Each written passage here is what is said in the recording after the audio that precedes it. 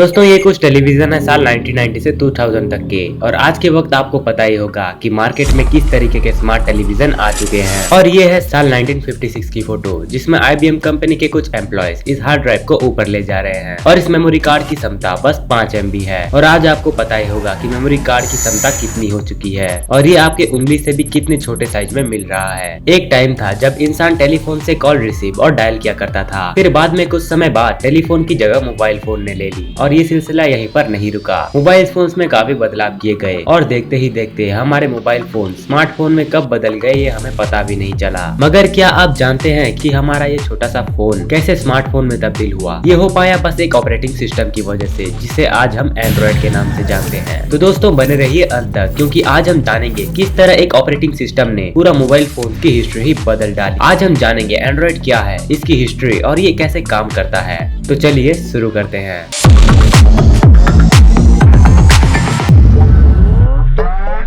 दोस्तों एंड्रॉइड के बारे में जानने से पहले हमें ये जानना जरूरी है कि ऑपरेटिंग सिस्टम क्या होता है। जैसे दोस्तों हम सब इंटरनेट और मोबाइल कंप्यूटर के बिना एक काम भी नहीं कर सकते, वैसे ही मोबाइल और कंप्यूटर को सही तरह से काम करने के लिए ऑपरेटिंग सिस्टम बनाया गया है, जो कि मोबाइल्स और कंप्यूटर्स के लिए बेहद जरूरी है। इसे एक एग्जाम्पल की तरह ले तो भगवान ने अगर सिर्फ इंसान के शरीर को ही बनाया होता तो इंसान होकर भी ना होने के समान होता, क्योंकि हमारे अंदर भी कॉन्शियसनेस है जिसे हमें भगवान ने दिया है और जिसे हम आत्मा कहते हैं। वैसे ही हमने अगर सिर्फ मोबाइल और कंप्यूटर से बनाया होता तो वो हमारे किसी काम के नहीं होते। इसीलिए इन सब में एक ऑपरेटिंग सिस्टम होना बेहद जरूरी है। ऑपरेटिंग सिस्टम यानी कि OS ये एक सिस्टम सॉफ्टवेयर है जो कि कंप्यूटर के हार्डवेयर और सॉफ्टवेयर के बीच के सभी कामों को संभालता है। ऑपरेटिंग सिस्टम एक ऐसा सिस्टम है जो कि यूजर और कंप्यूटर के बीच एक इंटरफेस देता है, जिसके जरिए यूजर कंप्यूटर के साथ कम्युनिकेट कर पाता है। आपके मोबाइल में अभी जितने भी सॉफ्टवेयर हैं वो सब इसी सिस्टम की वजह से रन कर पा रहे हैं और अपने टास्क को कंप्लीट कर पा रहे हैं। दोस्तों ऑपरेटिंग सिस्टम कई प्रकार के होते हैं, जैसे कि Windows OS, Mac OS, Linux OS, MS-DOS, iOS, Symbian OS और Android OS। लेकिन आज हम सबसे ज्यादा यूज होने वाला OS यानी कि Android OS के बारे में जानेंगे, जिसके यूजर्स करीब 2.5 बिलियन हैं। दोस्तों हमने जाना ऑपरेटिंग सिस्टम क्या है और कैसे काम करता है। अब हम जानते हैं Android का इतिहास और ये काम कैसे करता है और इसके वर्जन्स और भी बहुत कुछ।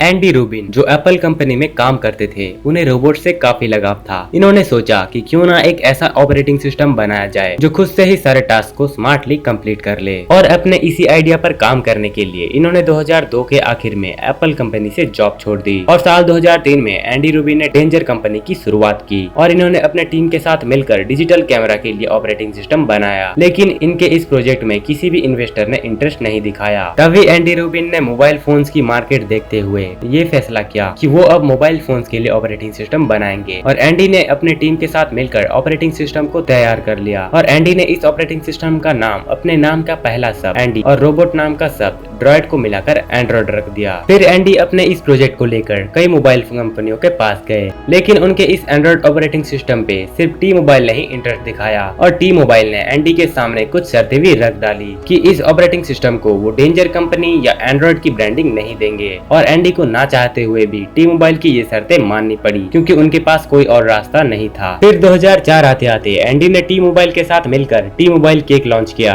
लेकिन उस लॉन्च से एंडी को कुछ खास फायदा नहीं हुआ, क्योंकि इस मोबाइल में डेंजर या एंड्रॉइड की ब्रांडिंग नहीं थी। और फिर एक ऐसा भी वक्त आया जब एंडी के पास ऑफिस का रेंट देने के लिए भी पैसे नहीं थे और इन्होंने सैमसंग कंपनी को एंड्रॉइड का ऑफर दिया, लेकिन सैमसंग कंपनी ने एंडी का ऑफर ये कहकर रिजेक्ट कर दिया कि वो खुद के ऑपरेटिंग सिस्टम बाडा पर काम कर रहे हैं। इसके कुछ महीने बाद इनके एक दोस्त ने एंडी को $10,000 दिए और स्ट्रीमिंग के इस फंड से एंडी ने एंड्रॉइड IIC कंपनी की शुरुआत की और कुछ ही महीनों में ये कंपनी स्टेबल भी हो गई। और साल 2004 के आखिर में गूगल के CEO ने टी मोबाइल के एक फोन यूज किया तो उन्हें इस फोन के फीचर्स काफी अच्छे लगे। फिर लैरी पेज ने एंडी से कांटेक्ट कर एंड्रॉइड कंपनी में कुछ इन्वेस्टमेंट किया। फिर एंड्रॉइड और गूगल टीम ने मिलकर एंड्रॉइड ऑपरेटिंग सिस्टम में काफी सुधार किए। लैरी पेज को एंड्रॉइड ऑपरेटिंग सिस्टम बेहद पसंद आया और 5 जुलाई 2005 को गूगल ने 5 करोड़ देकर एंड्रॉइड ऑपरेटिंग सिस्टम को खरीद डाला और साथ ही साथ गूगल ने एंडी रूबिन को गूगल एंड्रॉइड प्रोजेक्ट का हेड भी बना दिया। दोस्तों ये थी एंड्रॉइड की हिस्ट्री। ये एक ऐसा ऑपरेटिंग सिस्टम है जो कि यूजर को काफी फायदा पहुंचाता है। इस ऑपरेटिंग सिस्टम की मदद से यूजर मल्टीटास्किंग, एक अच्छा इंटरफेस, गूगल प्ले स्टोर से कई सारे एप्लीकेशन डाउनलोड करना और भी बहुत सारे फीचर्स यूजर को देता है। एंड्रॉइड एक फ्री और ओपन सोर्स ऑपरेटिंग सिस्टम है। गूगल एंड्रॉइड को और बेहतर बनाने के लिए इसके नए वर्जन्स लाता रहता है, जिसे हम अपने मोबाइल्स में अपडेट करने के बाद और बेहतर फीचर्स पा सकते हैं।